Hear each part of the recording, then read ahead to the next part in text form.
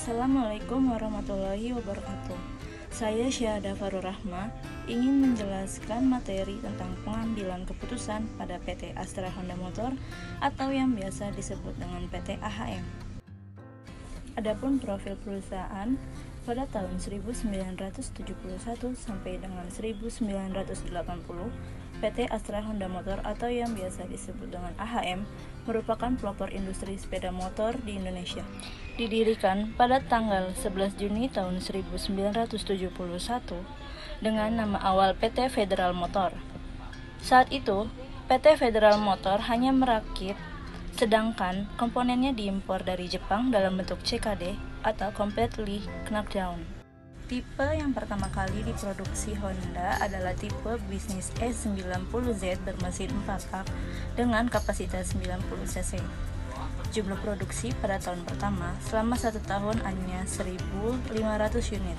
Namun, melonjak menjadi sekitar 30.000 pada tahun dan terus berkembang hingga saat ini. Sepeda motor terus berkembang dan menjadi salah satu moda transportasi andalan di Indonesia.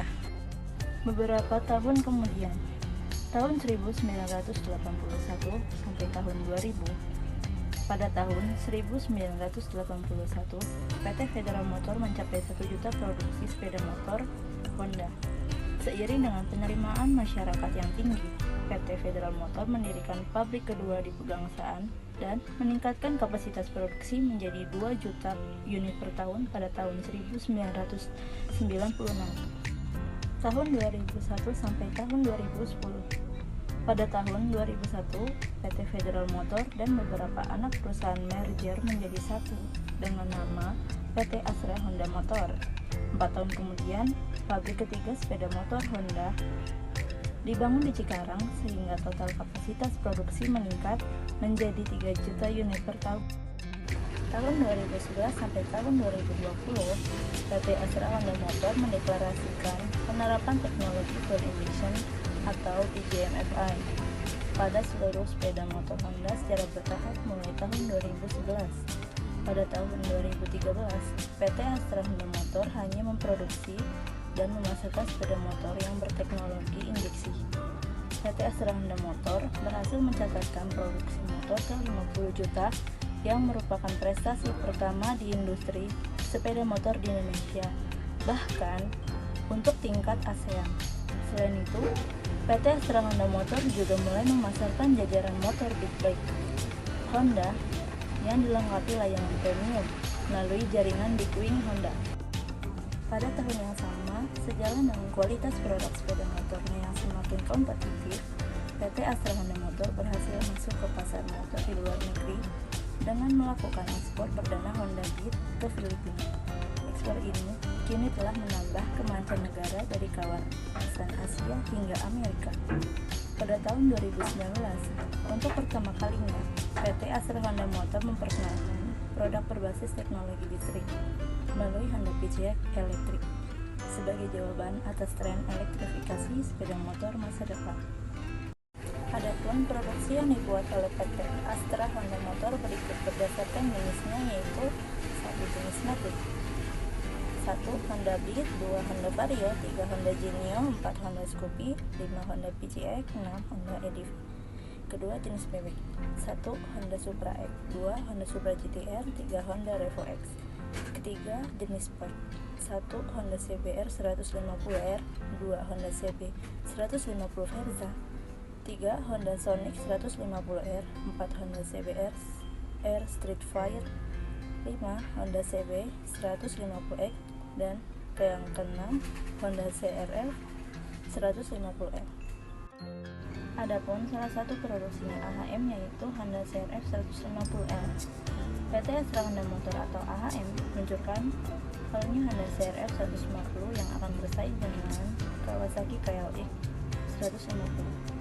Honda CRF akan menggunakan sistem pengangkut bahan bakar injeksi berbeda dengan Kawasaki yang masih menggunakan karburator. Motor off-road ini akan menggunakan sistem PGM-FI. Sistem injeksi lebih mudah beradaptasi dengan suhu dan cuaca di pegunungan sehingga mudah dihidupkan meski sulit. Semburan bahan bakarnya sangat sempurna sehingga cocok untuk off-road.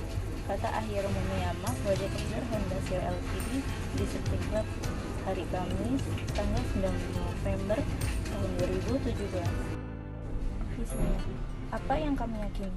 PT Astra Honda Motor atau AHM ingin menjadi pemimpin pasar sepeda motor di Indonesia dan menjadi pemain kelas dunia dengan mewujudkan impian konsumen, menciptakan kegembiraan bagi konsumen, dan berkontribusi kepada masyarakat Indonesia. Misinya, apa yang kami lakukan? Menciptakan solusi mobilitas bagi masyarakat dengan produk dan pelayanan terbaik. Apa sih kelebihannya? Kelebihan sepeda motor CRF 150L, kelebihannya yaitu 1. Adanya injeksi. Sistem asupan bahan bakar injeksi memang lebih modern ketimbang karburator. Model distribusi bahan bakar ini lebih terkontrol, mengalirkan kombinasi asupan udara dan bahan bakar mixture dalam ruang bakar. Adapun dengan responsivitasnya, dengan ECU yang mengatur menjadi lebih baik. 2. Performa. Bermodal kubikasi yang cukup besar 149,15 cc, Honda CRF 150L bisa memompa daya dan torsi lebih optimal dibanding sang rival KLX 150. Temuan kami, performa tenaga CRF mampu menyentuh 12,75 dk dengan torsi 12,43 Nm. Bandingkan dengan KLX yang berada di level 11,5 dk dan torsi 11,3 Nm. Yang ketiga, upside down. Suspensi depan jenis ini jelas Anda memberikan respon saat kerja meredam guncangan. Tak cuma itu, model upside down punya estetika lebih keren. Membandingkannya untuk CRF, KLX tipe standar yang masih menganut model teleskopik biasa. Kawasaki memang punya KLX BF dengan upside down, tapi harganya lebih mahal. Yang keempat, layar digital. Panel instrumen digital harus kami akui cukup inovatif di kelasnya. Informasi kecepatan, jumlah bensin di tangki, hingga jarak perjalanan disajikan dalam angka-angka digital. Model gas speedometernya juga terlihat kokoh dan mengesankan motor dual purpose. Kelima, jaringan luas. Jaringan Honda bisa disebut sebagai jaringan yang terluas. Mereka punya puluhan jaringan main dealer di kota-kota besar. Di daerah ada ribuan dealer dan lebih banyak lagi yang bersifat bengkel resmi AHAS. Lantas, ada pula bengkel mitra binaan yang siap melayani servis Honda CRF 150L. Apa sih kekurangannya? Kekurangan sepeda motor CRF 150L di antaranya itu 1. Injeksi Viscarbo. Parameter ini masih kontroversial sebagai kekurangan, namun kami memilih menyajikannya sebagai informasi. Pemain motor adventure atau cross lebih banyak yang mengemari sistem karburator. Model ini gampang disetting saat sedang menjelajah. Walau demikian, sistem injeksi lebih ramah lingkungan, apalagi terkait emisi. Pun, sistem injeksi dengan sokongan CJMFI terus menyesuaikan distribusi bahan bakar sesuai suhu dan atmosfer lingkungan. 2. Varian minim. Minimnya varian jadi salah satu kekurangan Honda CRF 150L. Ia tak punya varian lain yang membedakan spesifikasi maupun peruntukannya. Berbeda dengan Kawasaki yang mempunyai total 5 varian dan Honda hanya ada 1, yaitu injeksi. 3. Hanya 2 pilihan warna. Jika berminat pada Honda CRF 150L, konsumen hanya punya 2 pilihan, warna hitam atau merah. Jumlah ini tak sebanding dengan total warna Kawasaki KLX 150 sampai seri BF yang punya lebih dari 5 pilihan warna Advent atau OD. Jadi kesimpulannya dari analisis yang dilakukan terlihat bahwa yang menjadi peluang yang ada dapat dimanfaatkan oleh PT Astra Honda Motor adalah pertumbuhan ekonomi cukup tinggi, jumlah penduduk yang besar, tren masyarakat menggunakan motor, peluang ekspor, dan tingginya kepercayaan masyarakat teknologi produk Honda. Sedangkan tantangan yang dihadapinya adalah krisis ekonomi, fluktuasi nilai tukar rupiah, daya beli masyarakat yang belum membaik, persaingan produk yang ketat PT Astra Honda Motor untuk mempertahankan dan mengembangkan keunggulan kompetitif secara berkelanjutan. The Sustainable Competitive Advantage atau SCA menerapkan strategi, yaitu 1. Positioning strategi melalui citra produk motor Honda berteknologi tinggi, bandel, irit bahan bakar, varian produk lebih beragam, dan brand global terpercaya. Kedua, distribution strategi.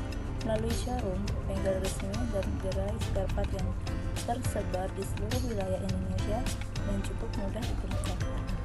Ketiga, pricing strategi. Kita menempatkan harga cukup tinggi dibanding pesaing untuk menunjukkan kepemimpinan pasar dan mutu produk Honda dengan memberikan jaminan atas produknya.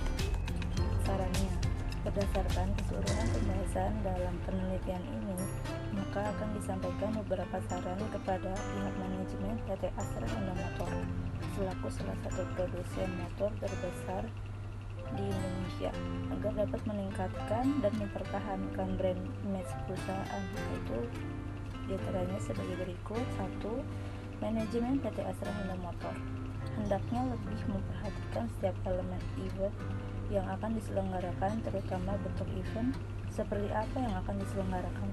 Kemudian, informasi dan pesan yang akan disampaikan kepada target audiens. Untuk event yang akan datang, pihak manajemen PT Astra Honda Motor harus bisa membuat event yang lebih meriah lagi. Hal ini bertujuan untuk menarik target audiens sebanyak-banyaknya, sehingga merek atau produk perusahaan akan semakin melekat di pikiran. 2. Di lapangan diketahui bahwa konsumen berpendapat brand image sepeda motor Honda sangat baik. Artinya, brand image yang ada telah dapat diterima dan dikenal oleh konsumen. Sebaiknya brand image yang bernilai positif ini terus dipertahankan oleh perusahaan agar brand image yang melekat pada benak konsumen tidak hilang seiring berjalannya waktu. Kemudian, brand image yang dirasakan oleh konsumen sebanding dan selaras dengan tingkat kepercayaan terhadap produk sepeda motor Honda, sehingga perusahaan harus tetap bisa menjaga dan meningkatkan kualitas produknya agar kepercayaan merek di benak konsumen semakin bertambah, sehingga dengan itu semua maka akan mampu meningkatkan intensitas pembelian konsumen. Sekian dan terima kasih. Wassalamualaikum warahmatullahi wabarakatuh.